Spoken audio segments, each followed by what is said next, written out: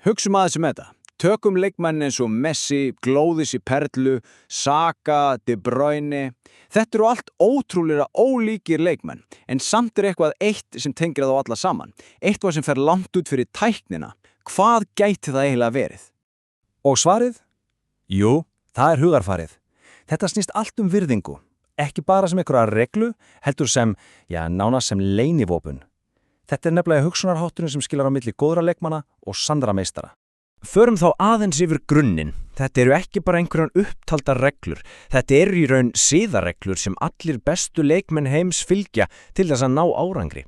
Þetta hér úr plaggi sem hétir Grassrótarkóðinn fyrir ungan fótbolta og það kemur beint frá enska knattspyrnusambandinu. Þetta eiginlega handbókin sem hjálpar öllum, leikmönnum, þjálfurum og foreldrum að búa til umhverfi þar sem allir geta notið sín og orðið betri. Við skulum brjóta þetta aðeins niður. Allt í lagi, fyrsta og allra mikilvægsta reglan, að hafa gaman. Fótbolti á fyrst og fremst að snúast gleði, ekki bara að vinna. Því þegar maður hefur gaman, þá lærir maður mest og spilar best. Það eiginlega bensínið að bak við alla framfarir. Annað atriði sem eru rosalega mikilvægt að sýna virðingur. Og þetta á við alla. Liðsfélaga, þjálfara, dómara og meira segja andstæðingana. Maður verður að muna að án þeirra væri engin leikur. Virðing nefnilega merki styrk, ekki veikleika.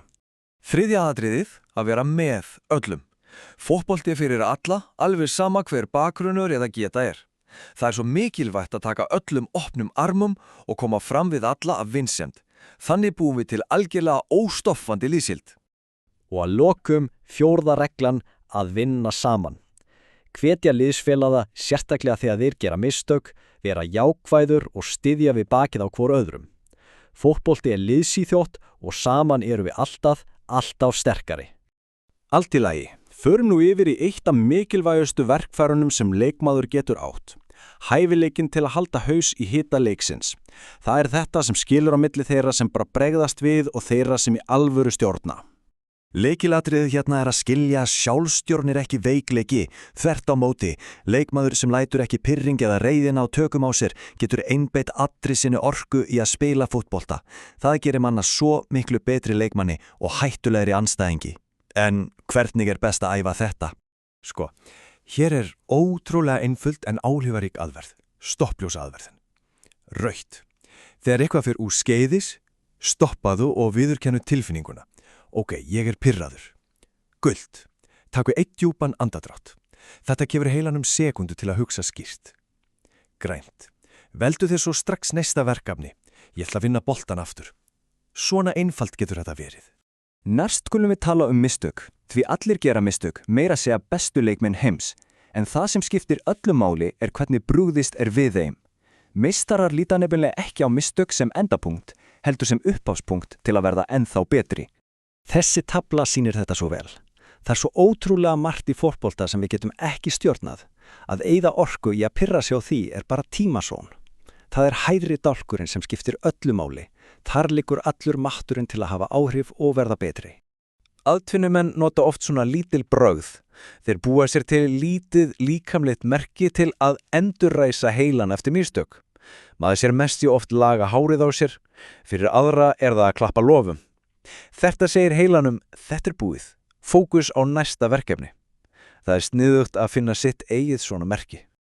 Jæja, þá komið að ég púsla þessu öllu saman. Því á endanum snýst þetta allt eitt, að gera liðið betra. Hvernig verður maður leikmaður sem allir vilja hafa í sínu liði? Þessi setning frá UEFA svo rosalega mikilvæg. Sönn stórmennska í fótbolta snýst ekki bara einstaklingshæfileika. Heldur þann hæfileika að láta alla í kringum sig spila betur. Það hið raunverulega markmið. Og það hægt að gera með mjög einföldum hætti. Með því að hvetja þegar einhver gerir mistök. Með því að gefa high five fyrir góða sendingu. Með því að fagna mörkum sem ein heild. Og kannski mikilvægast af öllu, með því að standa saman þegar illa gengur. Það þá sem skapar alvöru sigurlið. Svo, spurningin ekki bara hvað maður lærði í dag, heldur hvað maður ætlar að gera með það. Hugsum þetta. Hver verður fyrsti liðsfélaginn sem fær rós á næstu æfingu fyrir eitthvað sem vel gert? Þar byrja breytingin.